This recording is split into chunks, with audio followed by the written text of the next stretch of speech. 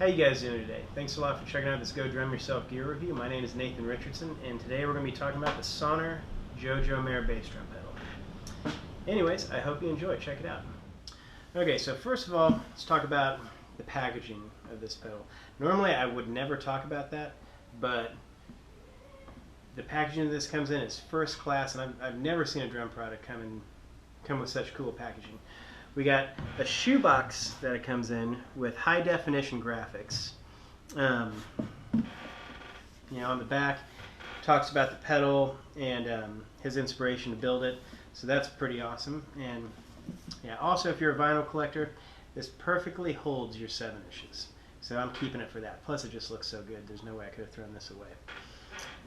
Next, the case that it comes in, or the bag. So it's a really nice kind of faux leather, synthetic leather stuff. Feels really good. When I put this over my shoulder, it fits real good. Doesn't feel weird throwing it over my shoulder. That's not the kind of thing I'd normally think of, but I've noticed when I have carried it like that, it sets there real good. So if I'm holding other things, it's not falling off my shoulder and hanging down like that. So it has this weird shape, which the pedal fits in perfectly. So you can see how it's made to fit in there like that. So that's a really cool feature. I love how it comes with the bag too. And it is really a great idea to have this be able to fold up like this. There has been a lot of gigs where I've had to fly out to them, and I've been real limited on what I've been able to take. I always want to take my bass drum pedal and my sticks, cymbals, if I can a snare drum. And there's been some that I've done where if I've been in Europe and I've had to fly like up to Norway, they're real limited on what they allow you to take. So trying to cram your bass drum pedal in a bag can really be pretty tedious. So this is a great idea. Really makes it easy, especially if you do a lot of traveling with music. So now let's get into the pedal itself. It is strange. You do got to mess with this one a little bit. However, I will say it's one of the best feeling pedals I've ever used in my life. I was really excited when I heard it was coming out, and when I first saw it before I got it, I got real nervous, like it wasn't going to be as good as I was hoping. And then as soon as I played it, I felt good again. It feels amazing. So anyways, when you set it up, pop it up like this, and you know that it's locked into place. Actually, I'm going to do that again. And this little black button here pops out. Now, there's not too much of a click. I would like it if there was a click.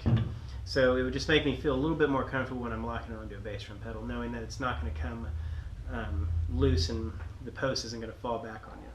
So the other thing that's cool, since when we pull this back, it would stretch out the spring a lot more. Wouldn't it be good for the string? A little magnet right there that you can attach that to, so that's not flopping all around when it's torn down. So pull it up, lock it into place there, and you're set. You're ready to play.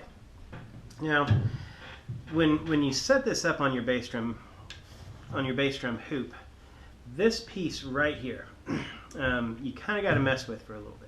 If you have multiple different drum kits or multiple bass drums, that can kind of be a pain because not every bass drum hoop is the same thickness. So sometimes you got to mess with that a lot. This piece right here is that's there to lock that into place, to lock your drum key style screw into place. And it has a locking washer right there, so that's nice. So when you want to adjust it, undo that, loosen that up a little bit, and then you can screw it down or screw it up. So when you screw it down, it makes this narrower to fit on a smaller bass drum hoop, and then move it up to fit on a wider bass drum hoop. Now you got to get it set just right for your bass drum hoop, so that can be, like I said, kind of a pain, especially if you have multiple bass drum pedals. But once you get it, take this little screw right here and lock that down and tighten it, and then hopefully you shouldn't have to worry about it, and just maybe every once in a while, whenever you're taking your pedal off your bass drum, make sure that's locked on there and you're ready to go. We also have our spurs down here.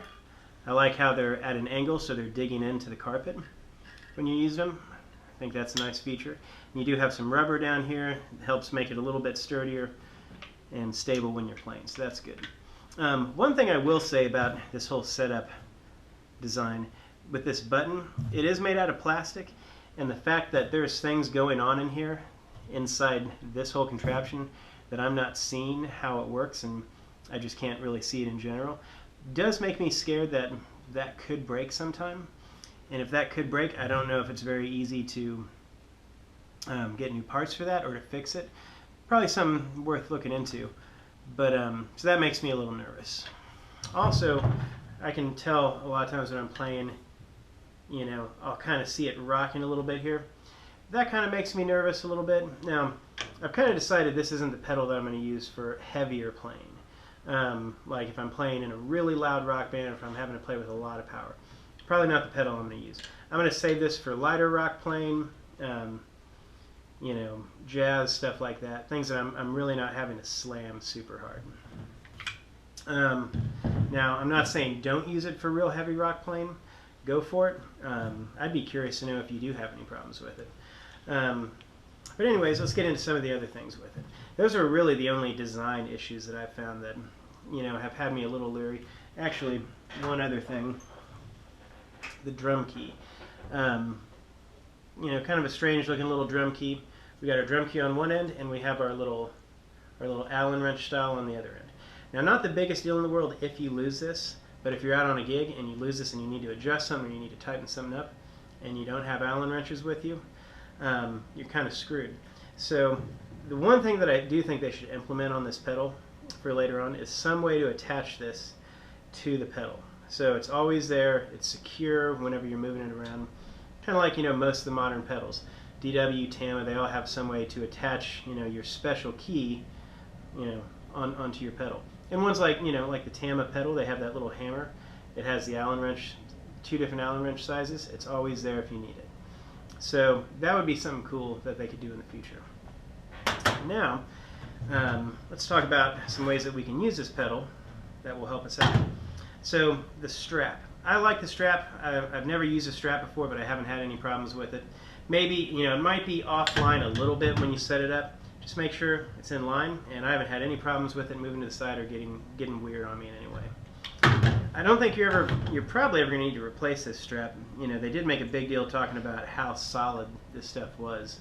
But if you do, you can unscrew that. I'm sure buy a new strap from Sonor and undo that right there. Take that piece off, get your new one, lock it back into place. I don't really want to take that whole thing apart right now, so I'm not going to.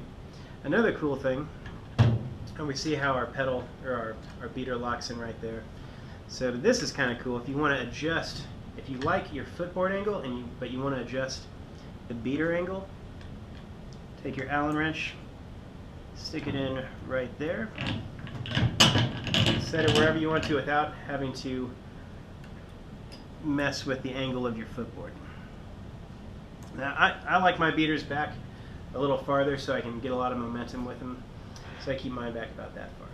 Now, also, let's talk about this over here. We want to adjust the footboard angle. We unscrew this right here, and this is a pretty simple design right here. If you have DW pedals, or if you've used those in the past, same idea that they use. So I can move that forward a little bit, lowers my footboard, and then, which again is going to push the beater farther forward, but you can obviously adjust that over here like I just showed you. So again, I like my footboard at a little bit more of an angle with my beater a little bit farther back, so I'm going to keep mine, I keep mine pretty far back. Get that in there, tighten it up. And then if you need to take this piece off right here, you're going to need a different Allen wrench for that, but that's an Allen wrench fitting right there too. But, you know, hopefully that won't be coming loose on you. But again, anytime you have anything screwed in someplace, you know, every once in a while it's always good to make sure it's tight. And if you have a problem with it coming loose all the time, you can get a little bit of Loctite. Get some of the simpler stuff, not the super strong stuff, some of the lighter use stuff, and you can put that in there. And hopefully you shouldn't have a problem with it for a long time, if ever. Now, down here, you want to loosen that up, make your pedal a little bit looser. This one locks into place right there. We have lock washers on both sides of this, so I can loosen it up right there. When I got it where I like it, I lock that into place, and doing good. And then I can lock it from the top as well. So I'm going to tighten that back up. I don't want to mess with it too much because I got it where I like it. And there we go. So, also one other thing that I really like about this pedal, I really love the smooth footboard. I don't like pedals that have a bunch of grooves in it or letters sticking up, with the name of it. I used to play in my socks, and I remember when I got, a new pedal and I started playing on it, it cut my socks all up because the words were sticking up so high. So I don't play in my socks anymore, but I still like that smooth surface. I don't want the grip of my shoes to get caught on like a word or anything. I also like it down here. Perfect balance, designed by JoJo Mayer, patent pending. I think that looks pretty rad. It's just a cool looking pedal. The footboard is a little narrow. I haven't had any problems with that. It feels good to me. And overall, this pedal is the best feeling pedal I have ever used. It feels like I'm playing on air, but it's not so light to where it's not, allowing me to, get a lot of leverage on it and a lot of quick movement. It springs back real good, but it's super light. And it does have a little bit of a longer footboard. And I will say, a lot of the toe heel kind of molar style on the foot that JoJo Mayer uses, I don't do it that well, and I don't practice it that, I've tried it a little bit, but it's not something that I've really ever had to use. But when I've tried it on this pedal, I will say it is easier. So if you're into that whole, toe heel molar style playing on the bass drum, this would be a great bass drum pedal for you because it did seem to me to be a lot easier. And again, like I said, I wouldn't use it with real heavy playing, real heavy bass drum work where I'm really pounding it. But it doesn't mean you can't, it's just that's where I would get a little bit more nervous because, like I said, you got this plastic piece here for the button with, who knows what's going on in there. But it seems to be a really good pedal. I think JoJo Mayer is a guy who does not put his name on things that aren't first-class products. And I would recommend this pedal to anybody who just wants a great feeling bass drum pedal. And also, if you need something that you can take with you real easily on planes or anything, it's perfect for that. And if you're curious about it, definitely check it out. I think it's one of the coolest new products of the last couple of years. So you can pick up the JoJo Mayer pedal for about $279 from a place like explorersdrums.com. It's on the more expensive end of the spectrum for single bass drum pedals, but if some of the features on it, seem to be something that you want, and you're just looking for a great, solid, super well playing single pedal, I think it's worth it. One other thing that I didn't mention earlier is no matter where you're playing on the footboard, high up by the strap, far down by the heel plate, or right in the middle, the footboard is super responsive any place you're playing it, which I think is a big part of why it makes that molar style playing on the bass drum so much easier than any other pedal I've played. So I'm going to let you go with a little bit of a demonstration with it, kind of seeing it in action.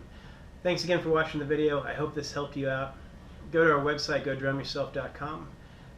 Become friends with us on Facebook and Twitter. If there's any questions that you have or any gear that you want to see reviewed, email us at info@godrumyourself.com. And thanks again. Have a great day.